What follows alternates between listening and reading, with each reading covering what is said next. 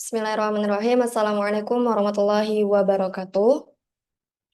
Yang terhormat kepada Bapak Ahmad Abdullah Zawawi, SPD MED, selaku dosen mata kuliah Manajemen Mutu Terpadu Pendidikan, serta Bapak Aan Prasetyo, selaku dosen praktisi, dan juga teman-teman semua yang saya sayangi.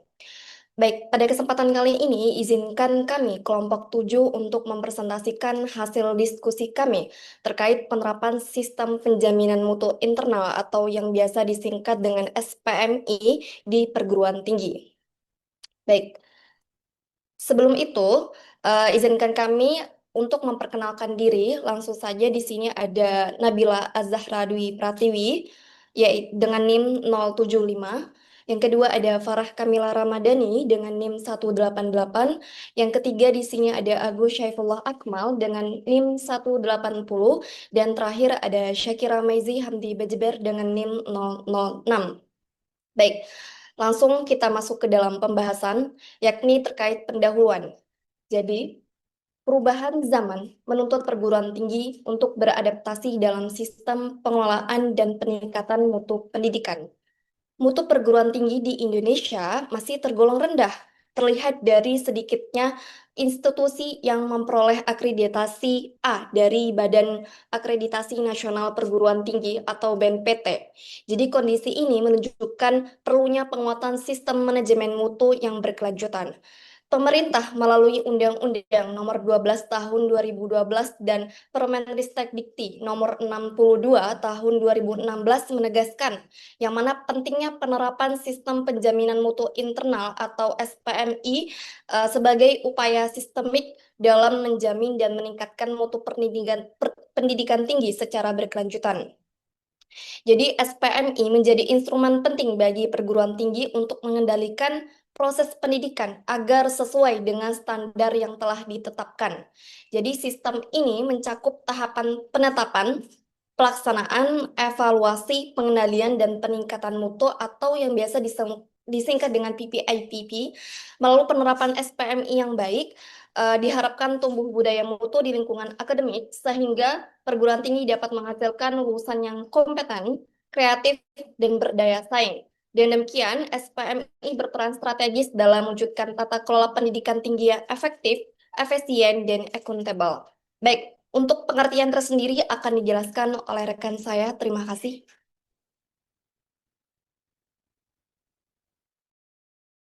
Baik, untuk selanjutnya saya akan menjelaskan pengertian SPMI di perguruan tinggi.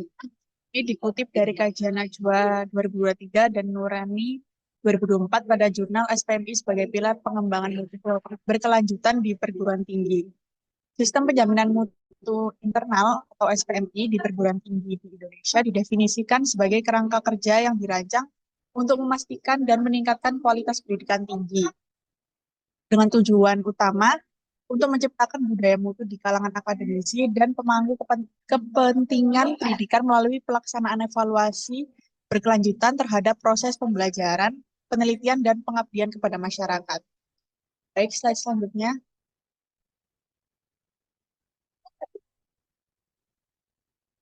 Nah, lalu ada landasan hukum SPMI di perguruan tinggi. Ini dikutip dari penelitian yang dilakukan oleh Musiman dan Kristiawan 2021 dan Fadli 2020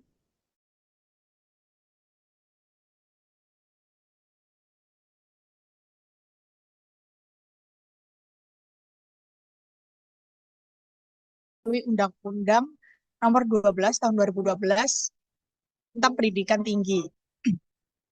Regulasi nasional ini tidak hanya menegaskan pentingnya sistem penjaminan mutu, tapi juga secara eksplisit memposisikan SPMI atau sistem penjaminan mutu internal dan SPME, yaitu sistem penjaminan mutu eksternal, sebagai dua pilar yang membentuk sistem penjaminan mutu pendidikan tinggi, SPM Dikti.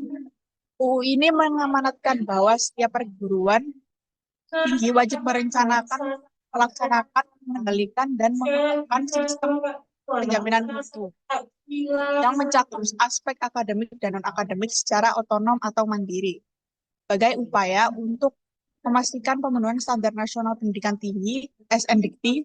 Selain itu, SPMI menjadi mekanisme internal bagi perguruan tinggi untuk menetapkan, melaksanakan, mengevaluasi, mengendalikan, dan meningkatkan standar mutu pendidikan tinggi secara berkesinambungan yang hasilnya kemudian akan diverifikasi melalui SPMI yang dilakukan oleh Badan Akreditasi Nasional Perguruan Tinggi, BANPT, atau Lembaga Akreditasi Mandiri LAM. Dengan demikian, kerangka hukum ini memastikan bahwa penjaminan mutu adalah tanggung jawab institusional yang harus diimplementasikan.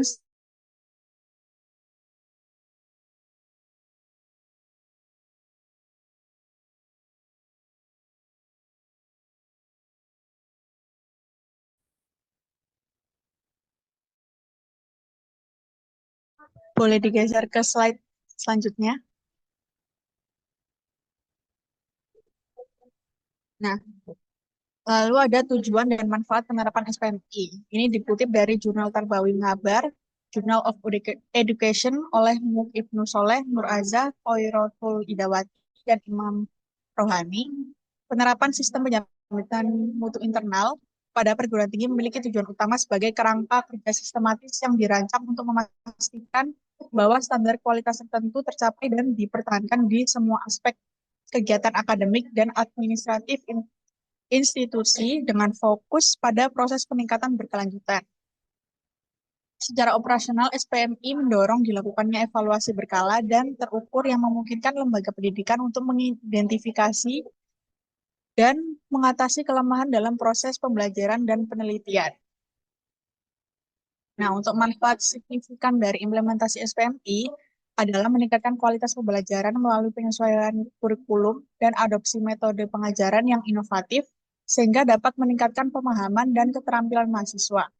Selain itu, SPMI juga berperan penting dalam meningkatkan kualitas penelitian dengan menetapkan standar tinggi untuk metodologi, kepatuhan, etika, dan kualitas publikasi yang sesuai dengan kriteria internasional. Secara kelembagaan, keberadaan SPMI akan membuat organisasi menjadi berbudaya mutu, meningkatkan citra institusi, serta membantu perguruan tinggi lebih efektif dalam memenuhi harapan mahasiswa dan pemangku kepentingan terhadap mutu pendidikan. Slide selanjutnya. Nah, ini ada prinsip-prinsip SPMI.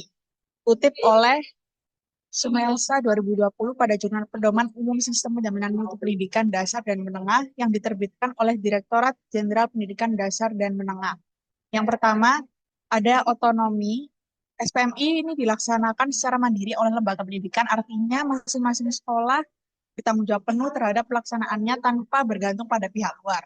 Yang kedua, ada akuntabilitas. Semua kegiatan yang terkait dengan implementasi SPMI harus didokumentasikan secara rinci, misalnya dokumen mutu, dan dapat diakses oleh semua pemangku kepentingan. Yang ketiga, ada transparansi. Semua kegiatan harus didokumentasikan dan dapat diakses oleh semua pemangku kepentingan. Selain itu, prinsip integritas atau keutuhan mengharuskan data yang dapat dipertanggungjawabkan dan mencerminkan kondisi sebenarnya. Yang keempat, ada stakeholder oriented.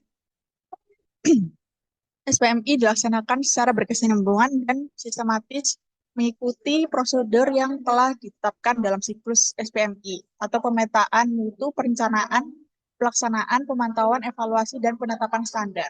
Proses ini diulang hingga menjadi bagian dari budaya sekolah. Yang kelima, ada berkelanjutan. Sistem ini melibatkan partisipasi aktif dari semua pemangku kepentingan dan keluarannya dimaksudkan untuk memenuhi kebutuhan dan harapan para pemangku kepentingan tersebut dengan sistem umpan balik yang mengumpulkan pendapat dari orang tua, siswa, dan masyarakat. Baik, untuk materi selanjutnya akan dijelaskan oleh rekan saya. Terima kasih.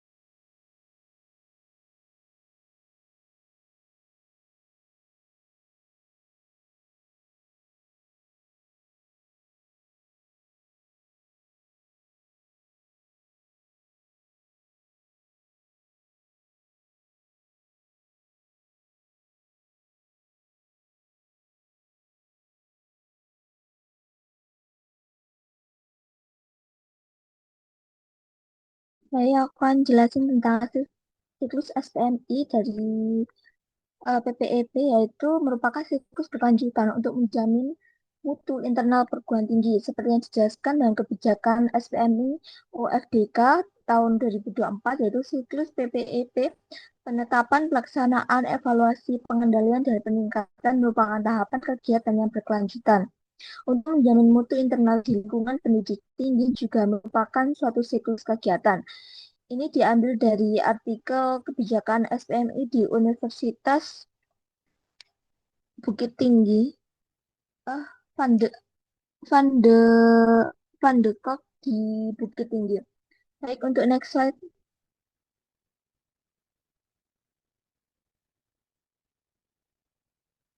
Nah, untuk siklus SPMI dari PPEP sendiri, yaitu memiliki 5 runtutan, yaitu yang pertama penetapan standar, 2 pelaksanaan standar, 3 evaluasi pelaksanaan standar, 4 pengendalian pelaksanaan standar, dan 5 peningkatan standar. Next. Nah, untuk penetapan standar sendiri, yaitu merupakan penerapan semua standar dalam penyelenggaraan pendidikan, baik akademik maupun akademik. Penetapan standar dimaksudkan di sini mulai dari tahapan, yaitu perumusan, pengesahan, dan pemberlakuan standar. Penetapan standar harus memperhatikan peraturan perundangan yang berlaku. SN Dikti, nilai dasar, visi, misi, dan tujuan universitas. Hasil, hasil analisa SWOT, hasil studi pelacakan lulusan atau yaitu net assessment terhadap pengguna lulusan, serta keterkaitan antar standar agar pemenuhan isi standar yang substansinya saling berkaitan dapat berjalan secara bersinergis.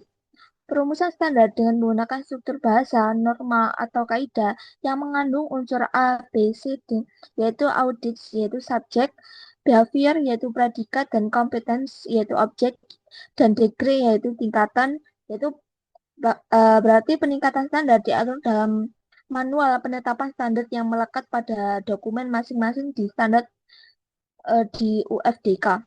Baik, next slide. Nah, yang kedua yaitu pelaksanaan standar. Pelaksanaan standar yang telah dinyatakan secara tertulis dalam SPMI dan disahkan oleh rektor harus dilaksanakan oleh audit sehingga isi standar terpenuhi. Selain itu, audit atau subjek sebagai pelaku standar yang telah dicantumkan dalam isi standar secara jelas, yaitu seluruh pejabat struktural pada setiap aras secara material tetap memiliki tanggung jawab untuk melaksanakan isi standar tersebut, yaitu dengan memastikan isi standar dilaksanakan oleh audit. Audit terdiri dari rektor, wakil rektor, ketua lembaga, UPT, ketua, dan ketua program studi, koordinator program studi, dosen, tenaga kependidikan, dan mahasiswa itu sendiri. Sekaligus melakukan monitoring evaluasi semester oleh TPM. Selanjutnya, tata cara pelaksanaan standar diatur dalam manual dan pelaksanaan yang melekat pada dokumen masing-masing standar di UFDK. Baik, next slide.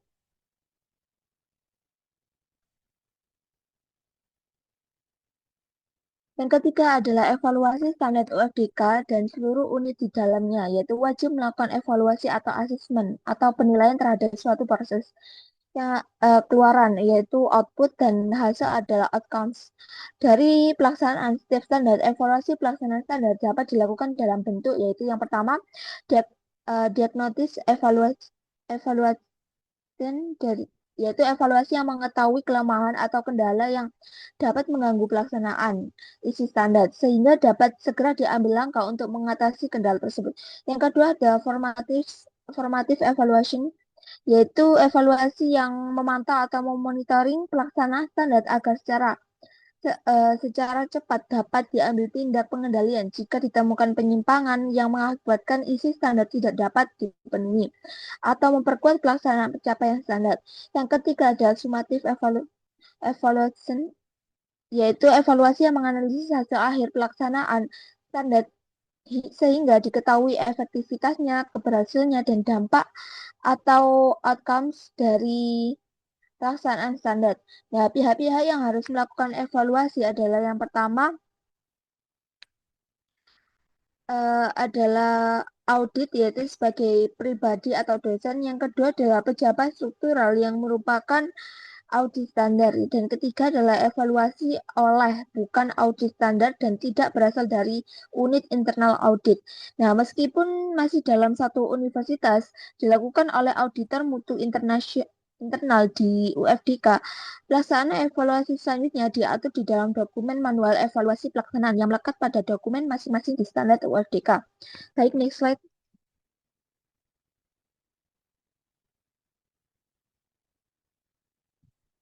Yang keempat adalah pengendalian standar. Pengendalian standar merupakan tindak lanjut atas hasil evaluasi, baik hasil kegiatan evaluasi diri, audit mutu internal, maupun atas hasil evaluasi yang dilakukan oleh pihak eksternal, yaitu akreditasi. Langkah pengendalian berupa tindakan korektif atau perbaikan untuk memastikan pemenuhan kriteria dalam standar. Nah, teknis pelaksanaan pengendalian terkait siapa, bila mana, dan bagaimana pelaksanaan pengendalian standar diatur dalam dokumen manual pengendalian pelaksanaan masing-masing di standar di UFDK. Baik, next slide.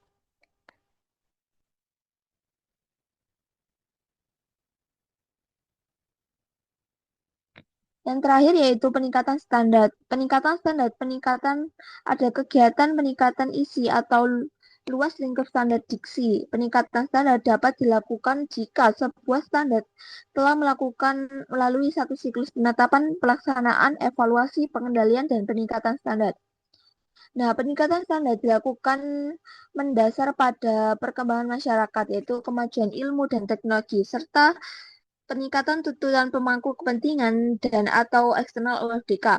Pejabat struktural tinggi pada unit harus menginisiasi kegiatan peningkatan standar dan lembaga penjamin mutu memfasilitasi jika diperlukan untuk melakukan kaizen standar.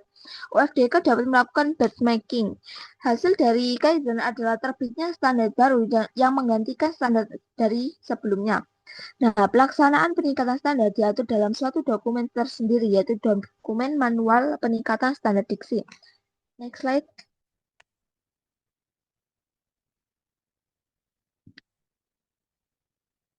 Nah, untuk contoh pelaksanaan di perguruan tinggi dari 5, yaitu PPEP yang tadi dijelaskan, yaitu praktik baik SPMI yang dikembangkan oleh UFDK. Maaf ini PPT-nya agak geser.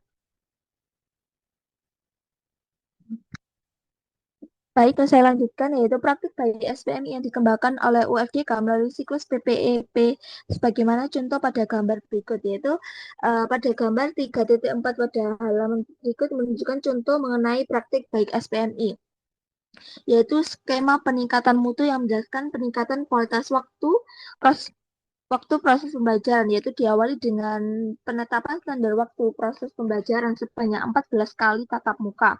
Nah, kemudian pelaksanaan oleh dosen melakukan tatap muka setiap minggu dan akan dilakukan evaluasi oleh koordinator. Selanjutnya, program studi sebelum UAS atau UTS, siapa saja dosen yang proses pembelajaran kurang dari ketentuan, hasil evaluasi akan dilanjutkan oleh mekanisme pengendalian dengan cara mewajibkan dosen untuk memberikan tatap muka pengganti sebelum evaluasi UTS atau UAS dilaksanakan. Nah, tahap akhir siklus adalah peningkatan dengan cara membuat standar atau ketentuan baru bahwa dosen mengajar 14 kali tatap muka tepat waktu. Nah, proses peningkatan akan terlihat dengan adanya standar baru, yaitu semula 14 kali tatap muka menjadi 14 kali tatap muka tepat waktu. Baik, next slide akan dilanjutkan oleh rekan saya. Terima kasih.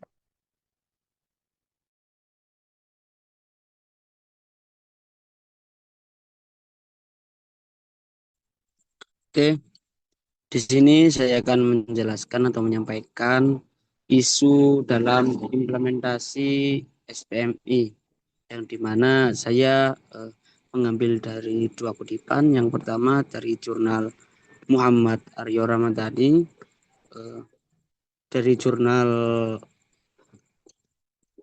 mahasiswa Winsa, dan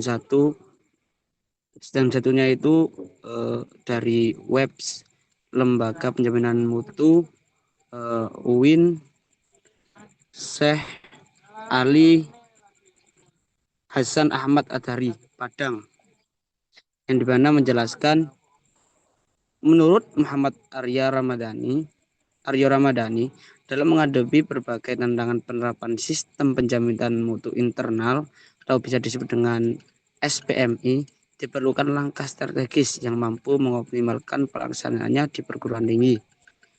Dalam penerapannya SPMI menjadi semakin penting era globalisasi karena perguruan tinggi dituntut menghasilkan lulusan yang berkompetensi tinggi dan berdaya saing internasional.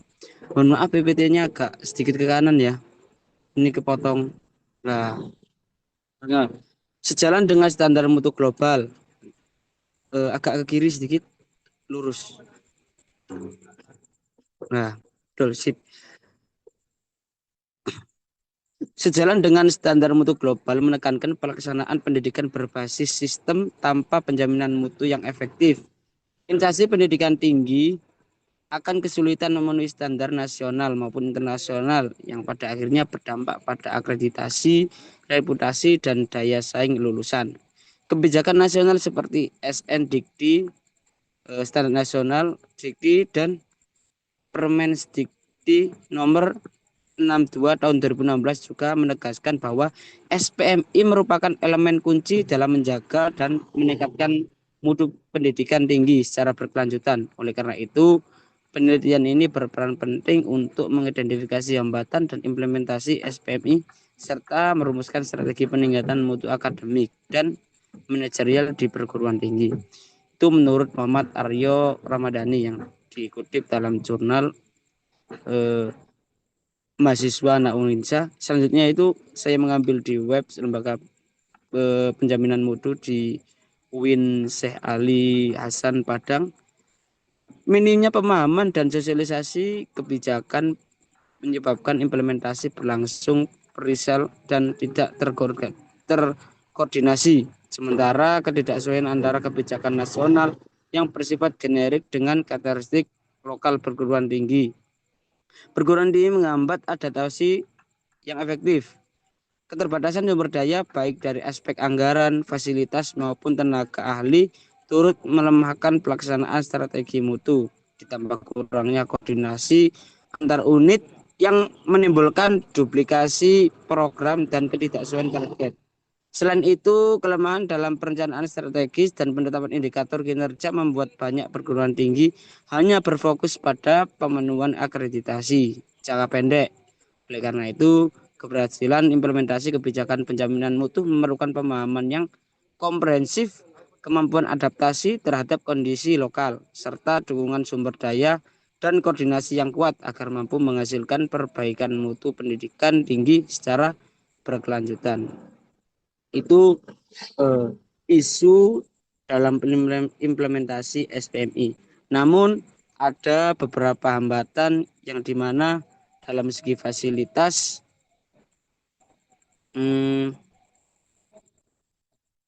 salah satu hambatan utama dalam peningkatan standar pengajaran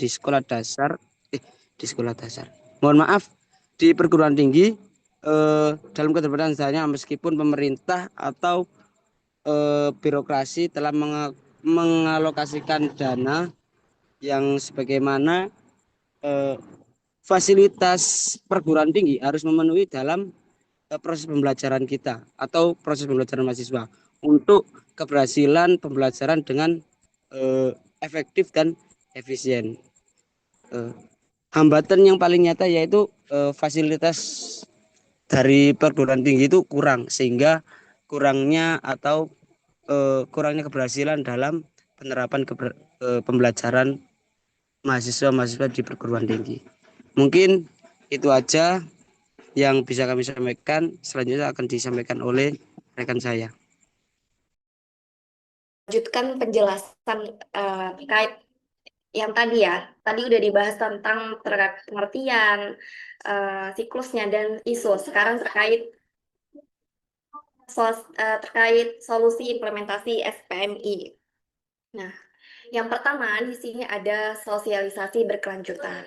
Jadi, menurut penelitian Hudaya di tahun 2025 di dalam jurnalnya Ilmu Pendidikan dan Sosial atau biasa disingkat dengan JIPSI, itu salah satu tantangan utama dalam implementasi SPMI adalah yaitu kurangnya pemahaman dan komitmen dari seluruh elemen di perguruan tinggi mengenai pentingnya SPMI. Nah, oleh karena itu, pelaksanaan SPMI yang efektif sangat ditopang oleh kegiatan sosialisasi dan pelatihan yang terus-menerus kepada seluruh civitas akademika agar mereka ini dapat memahami kebijakan, prosedur, dan siklus mutu internal. Nah, sebagaimana yang dijelaskan dalam Cinehut tahun 2022 dalam Jurnal Peradaban Masyarakat itu, eh, kegiatan sosialisasi itu dilakukan dengan memaparkan mekanisme dan prosedur penyusunan dokumen SPMI, lalu dilanjutkan dengan diskusi bersama peserta. Nah, tanpa pemahaman dan keterampilan dari tim auditor, tim mutu, ataupun staf operasional, jadi penerapan SPM ini akan cenderung terhenti pada aspek formalitas dokumen, bukan menjadi praktik budaya mutu. Selanjutnya, di sini ada penerapan manajemen mutu berbasis IT. Nah, dalam era digital, pengelolaan mutu di perguruan tinggi itu makin memerlukan dukungan sistem informasi yang memadai. Jadi, penelitian menunjukkan bahwa penerapan sistem informasi SPMI yang berbasis digital itu terbukti memberikan kontribusi signifikan terhadap efisiensi dan efektivitas manajemen mutu di perguruan tinggi. Nah, dengan sistem informasi yang terintegrasi dan otomatis, itu maka akan turut mempermudah pengumpulan dan pengelolaan data, sehingga mendukung pengambilan keputusan yang lebih cepat dan berbasis bukti. Dengan demikian, perguruan tinggi disarankan mengembangkan atau mengadopsi platform teknologi information yang memungkinkan pengumpulan data, pelaporan, audit, dan tindak lanjut dalam satu sistem terpadu itu agar proses mutu itu berjalan cepat, transparan, dan juga terdokumentasi. Nah, salah satu contohnya itu ada di penelitian oleh Andi, sama dalam jurnal Sibatik Jurnal yang mengembangkan sistem informasi audit mutu internal atau SIAMI untuk Universitas Islam Kalimantan. Itu sistem ini mempermudah auditor, audit, dan panitia dalam menjalankan seluruh tahapan AMI secara digital, mulai dari pelacakan prosedur hingga pelaporan hasil audit. Nah, kemudahan ini terbukti mempercepat alur kerja dan meningkatkan efisiensi audit. Demikian pula dari penelitian lain yaitu Febianti dan Irawan dalam jurnal yang sama tadi, Sibatik Jurnal, itu menemukan bahwa penggunaan sistem berbasis web dalam pelaksanaan audit mutu internal itu dapat mengurangi kesalahan dalam pengelolaan data serta mempercepat penyelesaian proses audit secara keseluruhan. Selanjutnya, di sini ada penguatan integrasi SPMI dengan Restra atau Reno Perguruan Tinggi. Nah, apa sih Renstra itu? Jadi Renstra itu merupakan dokumen jangka panjang menengah, jangka menengah yang merumuskan visi, misi, tujuan strategis institusi, dan Renot itu adalah penjabaran tahunan atau beberapa tahun dari Renstra ke dalam program atau kegiatan operasional. Nah, agar SPMI itu bukan sekadar aktivitas terpisah, namun menyatu dalam perencanaan strategis institusi, maka integrasi dengan dokumen seperti Renstra atau Renot itu sangat-sangat penting. Nah, jadi penelitian dari Abdurrahman Shah ya menunjukkan bahwa integrasi SPMI pada lembaga penjaminan mutu atau yang biasa disingkat LPM yang ada di perguruan tinggi itu dapat memberikan dampak dalam peningkatan proses perbaikan yang berkelanjutan. Nah, dalam dengan memasuki sasaran mutu, indikator dan anggaran SPMI ke dalam Restra atau Renot, maka setiap unit kerja menjadi bertanggung jawab atas pencapaian mutu dan tidak hanya menunggu arahan dari unit mutu saja. Nah, dari jurnal tersebut itu juga dijelaskan juga bahwa perguruan tinggi itu bertugas merencanakan, melaksanakan, mengevaluasi, mengendalikan, dan mengembangkan SPMI. Jadi perguruan tinggi itu menyusun dokumen SPMI yang terdiri atas yang pertama itu ada dokumen kebijakan SPMI, yang kedua itu ada dokumen manual SPMI, yang ketiga juga ada dokumen standar dalam SPMI, dan yang keempat itu ada dokumen formulir yang digunakan dalam SPMI. Nah, dalam melaksanakan tugas dan wewenangnya ini di perguruan tinggi itu membentuk unit penjaminan mutu atau mengintegrasikan SPMI pada manajemen perguruan tinggi. Nah, jadi ketika SPMI, Restra, atau Renov itu tidak terintegrasi, maka sering terjadi dokumen ganda atau rencana mutu yang berjalan sendiri-sendiri tanpa kaitan yang kuat ke arah strategi institusi maupun ke operasionalnya. Selanjutnya, di sini yang terakhir ada monitoring dan evaluasi rutin melalui audit mutu internal atau yang disingkat dengan AMI, ya. Jadi kegiatan monitoring dan evaluasi melalui AMI itu adalah bagian yang sangat penting dari siklus SPMI. Nah, biar apa? Untuk memastikan bahwa standar ini dijalankan, ditemukan kelemahan, dan ada sebagai tindak lanjut dari perbaikan. Nah, jadi menurut Darmawan ya, tahun 2024, AMI atau audit mutu internal itu merupakan salah satu kegiatan yang dilakukan oleh SPMI sebagai upaya monitoring dan evaluasi terhadap beberapa standar yang telah ditetapkan oleh perguruan tinggi. Nah, dalam buku pedoman monitoring dan evaluasi ini menyebut bahwa MONEF SPMI adalah kegiatan pemantauan dan pengukuran secara mendalam mengenai sebab akibat pelaksanaan kebijakan SPMI. Jadi melalui AMI yang dijadwalkan secara rutin dan terstruktur, maka perguruan tinggi ini mampu menindaklanjuti temuan dan membangun budaya mutu yang terus berkembang. Nah, dalam jurnal tersebut ya dari penelitian pertama Surewan tahun 2017, AMI ialah suatu kegiatan penjaminan mutu dan konsultasi yang bersifat independen dan objektif. Nah, itu ada 3 kegiatan yang dirancang. Yang pertama, ya satu, memberikan nilai tambah dan memperbaiki kinerja operasional akademi perguruan tinggi. Yang kedua, di sini mengetahui bahwa upaya untuk mempertahankan, meningkatkan mutu dan standar akademik telah tepat, dan yang terakhir di situ ada mengidentifikasi pengembangan profesional secara berkelanjutan berdasarkan evaluasi diri. Baik, dari kesimpulan kami, dari pembahasan kami, jadi penerapan SPMI itu menjadi kunci dalam mewujudkan budaya mutu dan peningkatan kualitas berkelanjutan di perguruan tinggi. Melalui siklus PPIPP, perguruan tinggi dapat menjamin standar mutu akademik dan non-akademik secara konsisten. Meskipun itu masih terdapat kendala tadi seperti kurangnya pemahaman dan koordinasi. Nah, dan juga tadi udah jelaskan solusi seperti sosialisasi berkelanjutan, pemanfaatan teknologi informasi, serta integrasi SPMI dengan Restra dan Renok tadi ya. Dan AMI rutin dapat memperkuat efektivitasnya. Nah, wassalamualaikum warahmatullahi wabarakatuh.